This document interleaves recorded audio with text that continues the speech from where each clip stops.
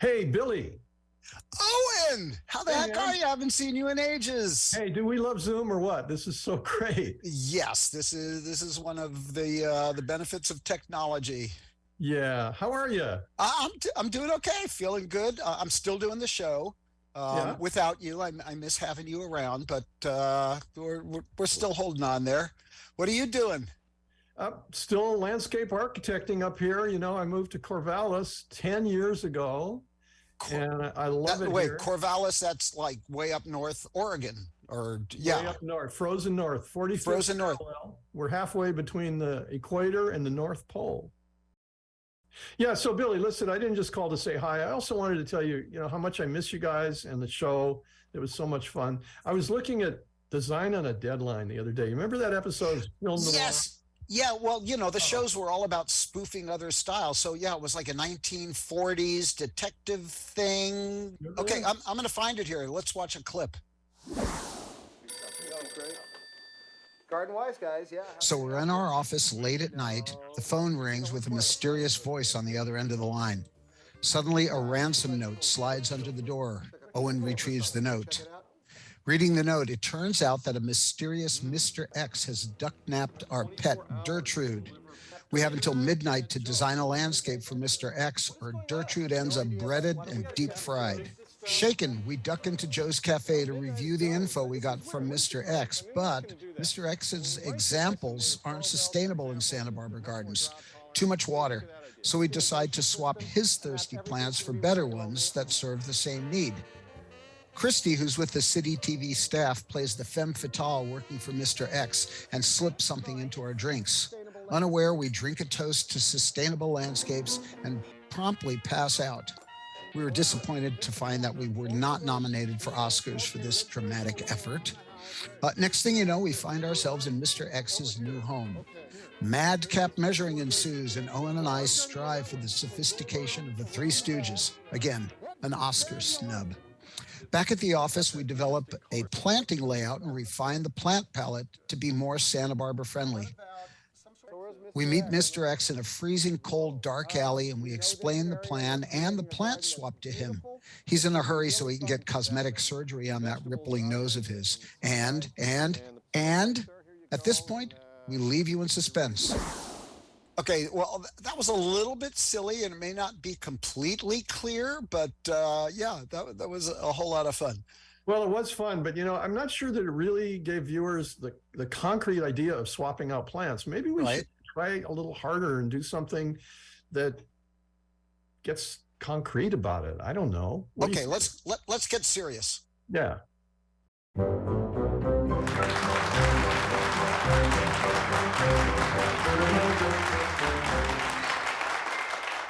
Hello, and welcome to the Name That Plant Show, where two lucky contestants will vie for the title of Amazingly Brilliant, Fabulously Funny Champion Plant Expert of the Millennia. Now, our two experts will dare each other by producing a locally inappropriate plant and having their challengers suggest some better ones. Now, here's a hint. California natives might be a good starting point. Our participants today are none other than the original Garden Wise guys, Billy Goodnick and Owen Dell. Gentlemen, start your engines and let's get going. And here we go, round one, small trees. The star players in any garden.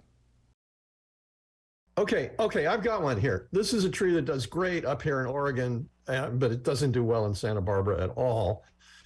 Japanese maple. Japanese maple needs water. It needs cool temperatures. It's perfect for Western Oregon. In fact, there's actually a municipal ordinance that you have to have a Japanese maple in your front yard in Corvallis. No, there isn't. You're No, there kidding isn't. me. I was No, joking. okay. But look, Japanese maple, what do you got? Japanese maple. I love maple. California pancake and maple tree. What? No, okay. Oh, No, come on. seriously.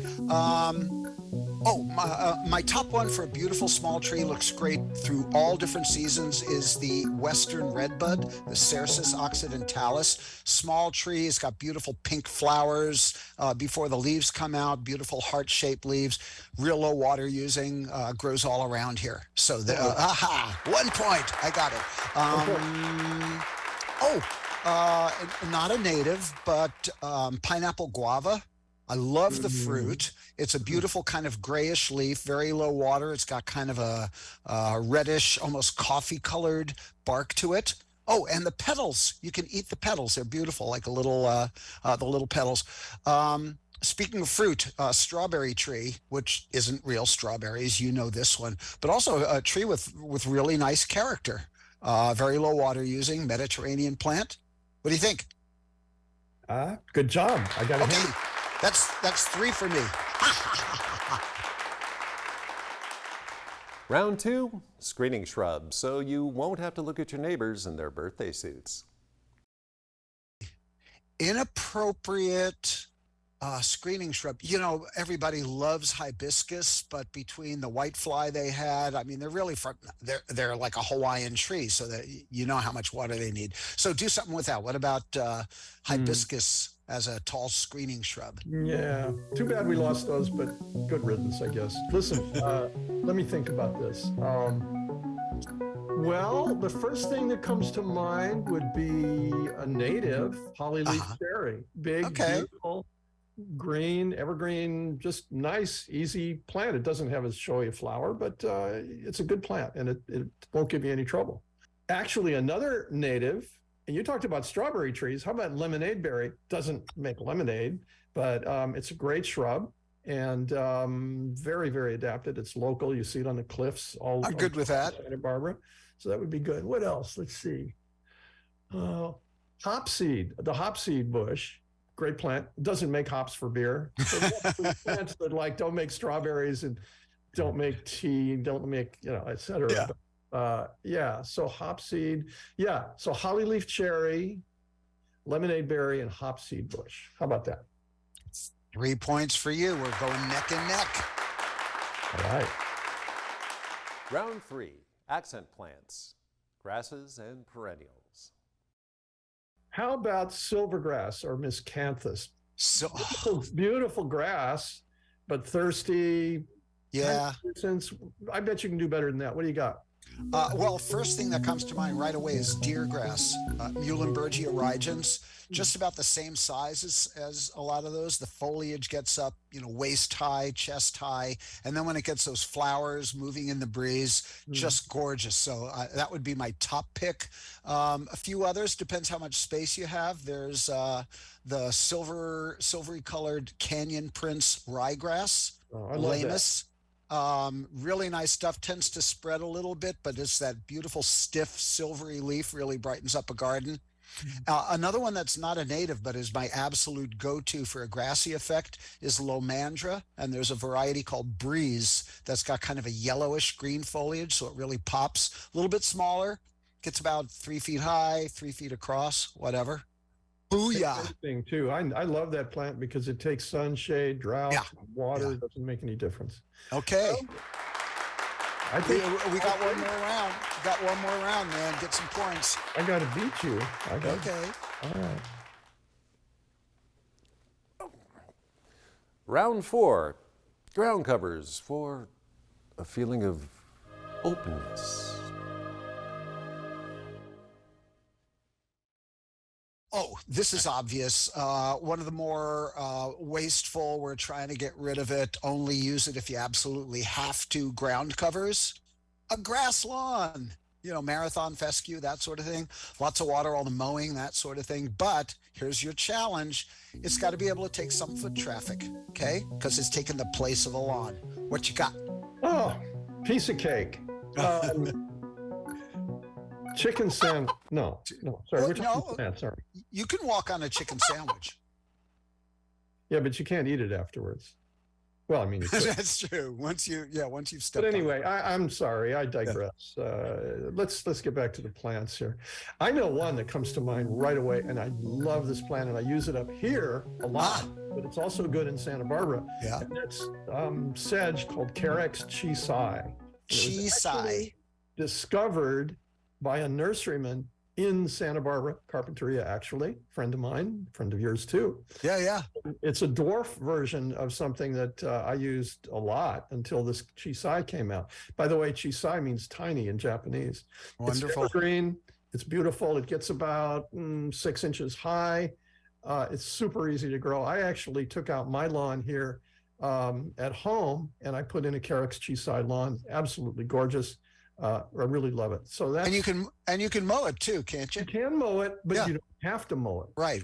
That's the cool Perfect. thing about it. Takes about Okay. half the water of a lawn and doesn't need fertilizer, doesn't really need much of anything. So that's one. What else? Good. Let's see. Well, Lipia is a good plant. It's easy, it's sturdy. It's kind of a no-nonsense plant, and I think it takes foot traffic and Yeah. it'll be fine. In What else? fact, we did a whole segment on that in one of our more recent shows, so people could go back and look at the one on Lipia, and it's also called Carapia. There you go. Okay. Oh, I know. Here, that's another favorite of mine, yarrow. I mean, yarrow is a classic meadow lawn substitute. It has beautiful flowers.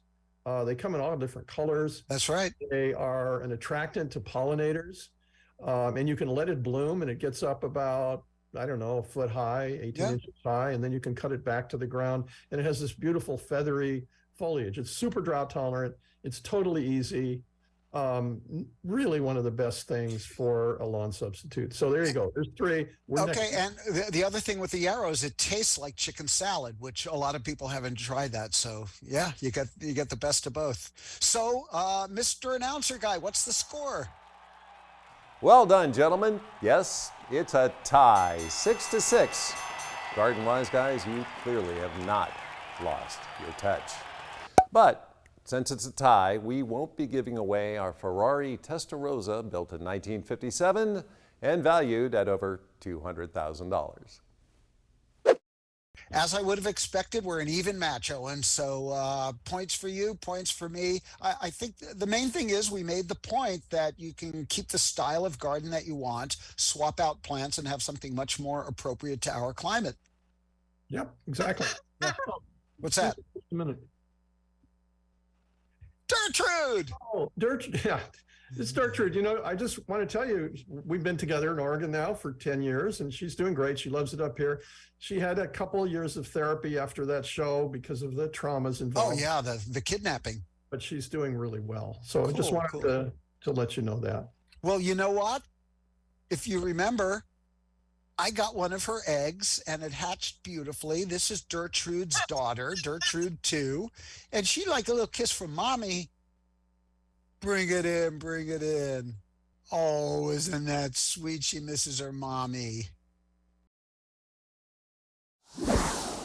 Hey, Billy, this has been a great phone call. This was great. So many memories. I really miss seeing you. I miss seeing everybody. Like Christy, for example. Wouldn't it be amazing if we could just see her and say hi? That would be really. Yeah, I mean, that was her acting debut.